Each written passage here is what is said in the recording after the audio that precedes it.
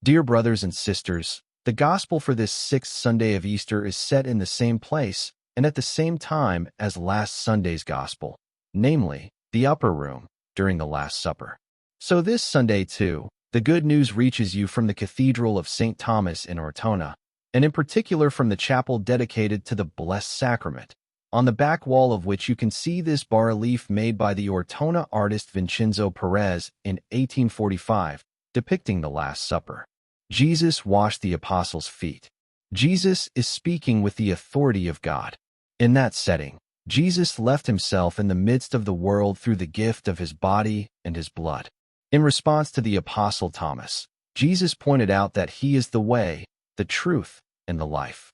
And in response to the apostle Philip, he said that whoever sees him sees the Father.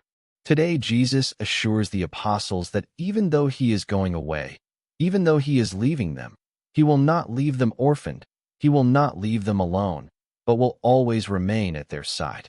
Of course, he warns them that the world will not be aware of this, because it does not understand what he, Jesus, is saying and does not know what is happening. Jesus warns the apostles, saying, "You are able to understand, you are able to know, because I am revealing this secret to you." The words Jesus is speaking are his testament of love, a word that, in these 7 verses, appears no fewer than 7 times between nouns and verbs, and 4 times it refers to love for him. All his life, Jesus had never asked for love for himself. He had always shown love.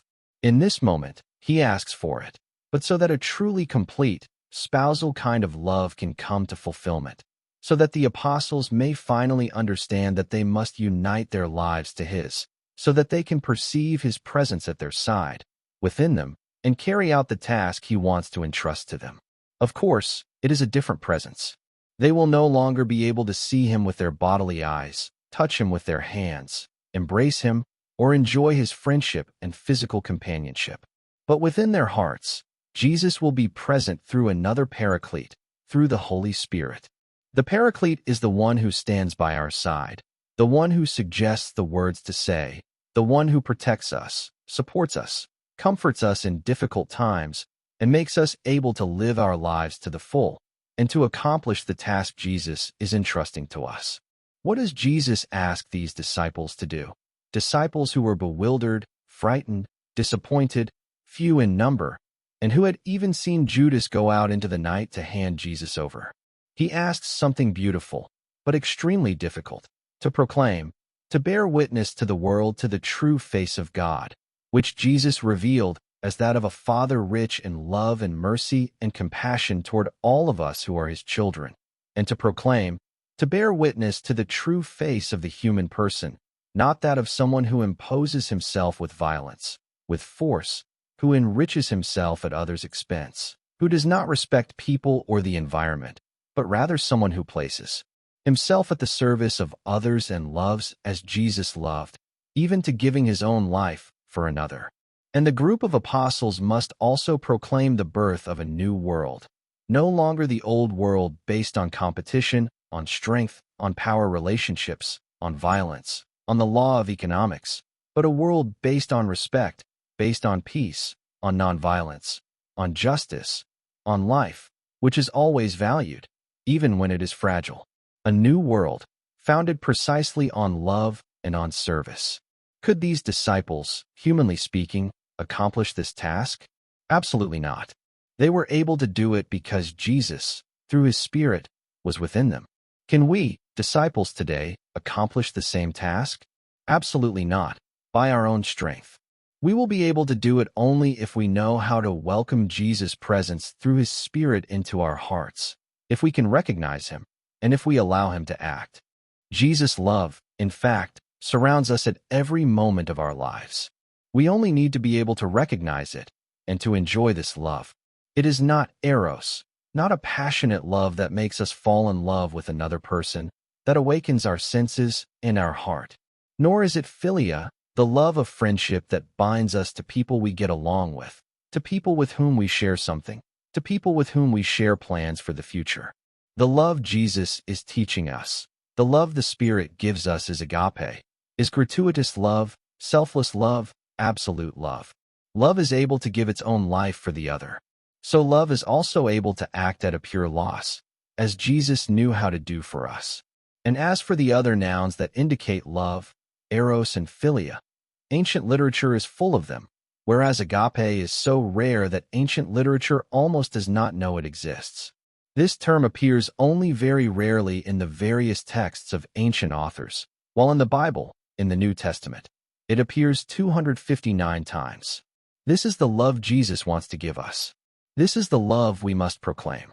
This is the love we must bear witness to, love like God's love, like Jesus' love, gratuitous, absolute, selfless love. Love always, love anyway, love for everyone. We must be witnesses and messengers of this love. That is why Jesus tells us, "Don't be afraid, I will not leave you orphaned.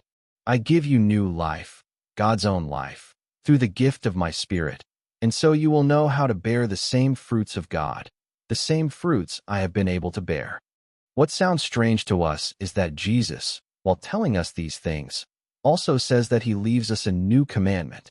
He makes us understand, therefore, that love is a commandment, and that jars our ears, because for us love is something spontaneous, something that cannot be boxed in by a law. But Jesus is telling us something else. He is telling us that this commandment is not one commandment added to the other 10 that we all know. It is not one precept added to the 613 precepts the Jews had, but rather something that is born within us, an expression of our new nature. Perhaps what Jesus means is a bit hard to grasp, so I will try to explain with an example that is as simple as it is meaningful.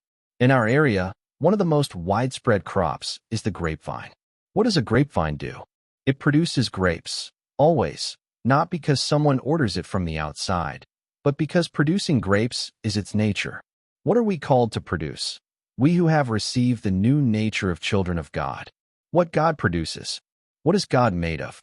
Of love, and therefore we must produce love. Then Jesus says not only that he leaves us a new commandment, but he even speaks of commandments in the plural. And that should not surprise us, because love does not always express itself in the same way. Depending on situations, circumstances, and the different people around us, or whom we approach, love takes different forms. It expresses itself differently when we come close to a child, or to an elderly person lying in bed at home, or in a nursing home or a hospital. It expresses itself differently when we go to a workplace or a place of leisure. It expresses itself differently when we are in a celebration in our cathedral or walking along the streets of the city of Ortona. Love is limited only by our imagination. It has 1,000 ways to express itself. And so Jesus speaks of commandments in the plural, but always with reference to the one single reality, love. Let us welcome this new nature and become capable of proclaiming it and bearing witness to it. After all, by loving we put the whole law into practice. Paul reminds us of this in chapter 13 of his letter to the Romans. Love is the fulfillment of the law. The commandment not to steal, not to kill, not to bear false witness, not to commit adultery is contained within the one commandment of love. Love is the fulfillment of the law. In chapter 13 of the first letter to the Corinthians as well, the famous hymn to charity, the famous hymn to love, reminds us how important and fundamental love is in our lives. It is truly the cornerstone, the keystone on which we are called to build our existence. And precisely because he does not leave us orphaned, Jesus does not leave us alone, but remains always at our side. Therefore, we have the guarantee that we can do it. We have the confidence that we can carry out this mission, as difficult and complicated as it may be, which the Lord has entrusted to us. The Lord gives us love in its fullness and life in its fullness. This is his vocation, so to speak. This is his work, and in his name we must give everyone love and fullness of life. This is the wish I make for myself and for each of you who will have the opportunity to hear these words. Let us give love, and let us give life, after having received love and life, and having treasured them.